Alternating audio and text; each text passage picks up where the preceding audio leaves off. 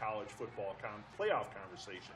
I ask you, is this version of the Irish for real? Andy, let's start with you. I think this is a tricky question for me because I think that this game honestly showed more about Michigan than it did for Notre Dame. I think that Michigan really does not look good. They look bad. Their offensive was stagnant. Their defensive line or their offensive line was really bad, and it just seems like the way that Jim Harbaugh is trying to coach these guys on offense, as far as being a power football team, running the ball, and kind of letting the quarterback make easy plays, isn't necessarily going to work when your offensive line is as weak as it is. So as far as for Notre Dame, yeah, it's a good win. They beat a ranked team. It was a rivalry game. They took care of business at home. But I really think this shows us more about Michigan than it does about Notre Dame.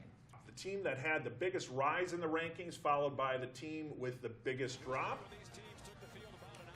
So, Andy, who's this week's jump master? It's got to be LSU.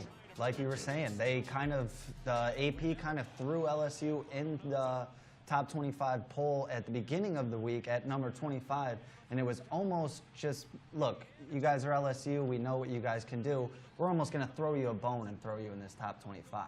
So when they're ranked 25, that's not a good sign. But then they come out and they really just destroy Miami. It was 33-3 at half. It really wasn't close. So, yeah, LSU is definitely the jump master for this week. What other things of note, Andy? Well, now that you brought up Ohio State, I think out of all the teams in the top 5, they were the most impressive. After everything that they've been through this offseason, they came out and put up 77 points on Oregon State, which is, you know, they're not the best team, but that is a very good win. The offense put up a lot of points. The defense is going to need some work, but they have enough players on there to be impressive. So my biggest takeaway basically from the top 10 or top 5 of this poll is that I really think Ohio State is up there with those top teams. Yeah, anything else jump out at you this week for college football? Well, I mean, you get a bunch of games against, you know, Louisville and Alabama. You get to see once again, how dominant Alabama is. They seem to figure out their quarterback situation with Tua Tagovailoa kind of taking over, taking the reins. Nicely pronounced, too. Thank you. But, yeah, he's a dual-threat guy. He had 3 touchdowns this weekend. Jalen Hurts only 79 total yards.